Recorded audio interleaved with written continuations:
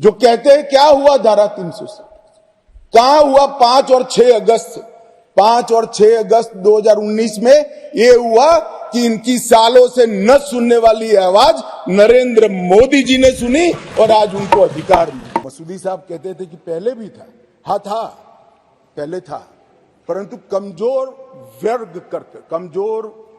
वर्गों के लिए था। इसकी जगह संवैधानिक नाम अन्य पिछड़ा वर्ग देकर उनका सम्मान करने का काम नरेंद्र मोदी जी।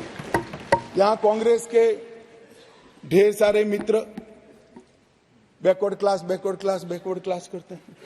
कुछ नेता होते हैं जिनको हाथ में कुछ लिखकर पकड़ा लो तो 6 महीने नया कागज ना आए तब वही बोलते रहे बैकवर्ड क्लास।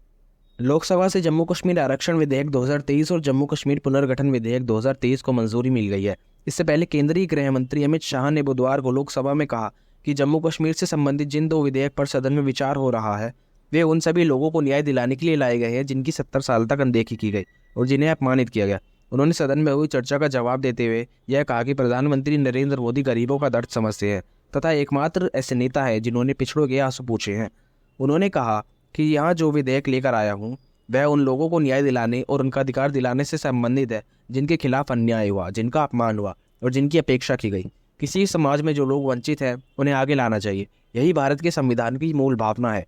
उन्हें इस तरह से आगे लाना होगा जिससे उनका सम्मान कम ना हो। अधिकार देना और सम्मानपूर्वक अधिकार देना दोनों में बहुत अंतर है, इसलिए इसका नाम कमजोर और वंचित वर्ग की बजाय अन्य पिछड़ा वर्ग किया जाना चाहिए। केंद्रीय गृह मंत्री ने कहा कि कुछ लोग ने इसे कम आंकने की कोशिश की। किसी ने कहा कि सिर्फ नाम बदल रहा है। मैं उन सभी से कहना चाहूँगा कि अगर हमें अंदर थोड़ी सी भी सहानुभूति है तो हमें देखना होगा कि नाम के साथ उनका सम्मान जुड़ा है। ये वही लोग देख सकते हैं जो इन्हें अपने भाई की तरह समझकर आगे लाना चाहते हैं। वे इसे नहीं समझ सकते जो अपने राजनीतिक फायदे के लिए वोट बैंक की तरह इस्तेमाल करते हैं। नरेंद्र मोदी एक ऐसे नेता है जिनका जन्म एक गरीब परिवार में हुआ और आज देश के प्रधानमंत्री बन गए। वे गरीब का दर्द जानते हैं। उन्होंने कांग्रेस के पूर्व अध्यक्ष राहुल गांधी का नाम लिए बगैर उन पर निशाना साधते हुए कहा कि कांग्रेस के नेता ओबीसी की बात करते हैं।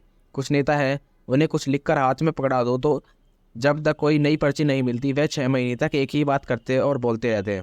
उन्होंने आरोप लगाया कि पिछड़े वर्गों का सबसे ज्यादा बड़ा विरोधी और पिछड़े वर्गों को रोकने का काम कांग्रेस ने किया। बैकवर्ड क्लास कमीशन बनाया गया। बहुत सहभागिता का अप्रोच बैकवर्ड क्लास कमीशन ने लिया। हितधारकों के साथ कई दौर का बैठक के किया। 198 प्रतिनिधि मंडल और 16,000 लोगों को की सुनवाई हुई। 750 दिन ये प्रक्रिया चली।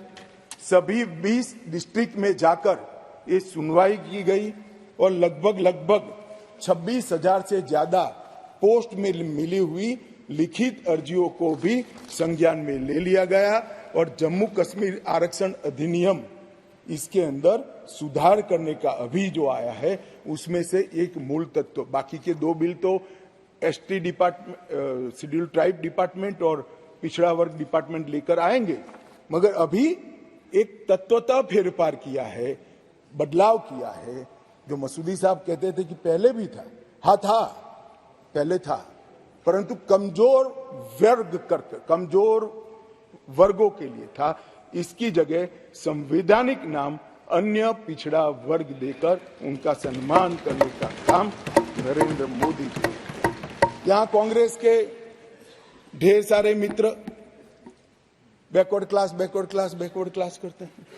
कुछ नेता होते हैं जिनको हाथ में कुछ लिखकर पकड़ा लो तो 6 महीने नया कागज ना आए तब वही बोलते रहे बैकवर्ड क्लासेस। भाई पहले आपका इतिहास तो देखो।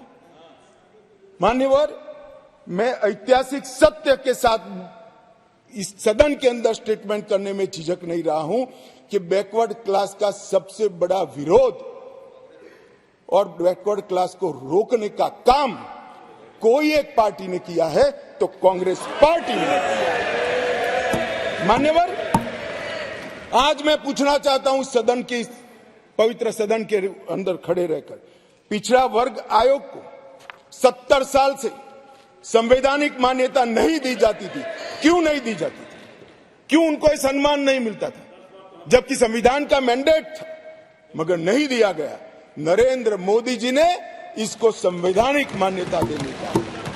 मैं आज पूछना चाहता हूं इस सदन के अंदर जो आम सभाओं में बैकवर्ड क्लास कर कर घूमते हैं, मैं फिर से कहता हूं उनको मालूम नहीं है इनकी पार्टी ने क्या किया है। किसने काका साहेब कालेकर कमीशन का रिपोर्ट रोक कर रखा, वो जवाब होना चाहिए। देश की जनता को मालूम पड़ना चाहिए। मंडल कमीशन के रिपोर्ट तक जब तक वो सत्ता के बाहर नहीं गए तब तक लागू नहीं हुआ, और बाद में लागू हुआ भी तो विपक्ष के नेता ए नाते स्वर्गीय राजीव गांधी ने इसका विरोध किया, मान्यवर, विरोध। और आज वो बैकवर्ड क्लास की बात कर रहे हैं, मान्यवर, वो लोग बैकवर्ड क्लास की बात कर रहे हैं। कभी भी सेंट्रल एडमिशन स्कीम के अंदर बैकवर्ड क्लास को रिजर्वेशन देने का काम कांग्रेस पार्टी ने कभी भी नहीं किया। केवल और केवल नरेंद्र मोदी जी के नेतृत्व में भारतीय जनता पार्टी ने किया। सैनिक स्कूलों में भी दिया जाता है, नीट के अंदर भी दिया जाता है, और सेंट्रल स्कूल्स के अंदर भी पिछड़ा वर्ग के बच्चों को सम्मान के साथ पढ़ने की व्यवस्था ये भारतीय जनता पार्टी की सरकार ने। जब ये विस्थापित हुए तब देश के अन्य हिस्सों में, अपने ही देश में शरणार्थी बनकर उनको जाना पड़ा। दिल्ली, बेंगलुरु, पुणे, अहमदाबाद, चेन्नई, न जाने कहां कहां गए। लगभग वर्तमान के आंकड़ों के अनुसार 46,631 परिवार और 1,57,967 लोग अपने ही देश में विस्थापित हो गए, और इस तरह से विस्थापित हुए कि उनकी जड़ें ही अपने खुद के देश से, अपने खुद के प्रदेश से, अपने खुद के वतन से उखड़ कर रह गई। ये बिल उनको अधिकार देने का है, ये बिल उनको प्रतिनिधित्व देने। एक प्रकार से 3 युद्ध हुए। 47 में पाकिस्तान ने कबालियों के नाम से आक्रमण किया। इसमें लगभग 31,779 परिवार पाक अधिकृत जम्मू कश्मीर से जम्मू कश्मीर में विस्थापित हुए। इनमें से 26,319 परिवार जम्मू कश्मीर में और 5,460 परिवार देश भर में फैल गए। वो पाकिस्तान के हमले के शिकार थे। इसके अतिरिक्त 1965 और 1971 में भी युद्ध हुए, उसमें और 10,065 परिवार विस्थापित हुए, और कुल मिलाकर 48, 65 और 71 ये तीनों युद्धों में मान्यवर 41,844 परिवार विस्थापित हुए। ये विस्थापितों की स्थिति के बारे में मैं बाद में बात करता हूं, परंतु ये बिल है वो उनको अधिकार देने का बिल है, ये बिल उनको प्रतिनिधित्व देने का बिल है। आज वो लोग ऐसी स्थिति में नहीं है कि वो चुनाव लड़कर वहां की असेंबली में बैठ पाए।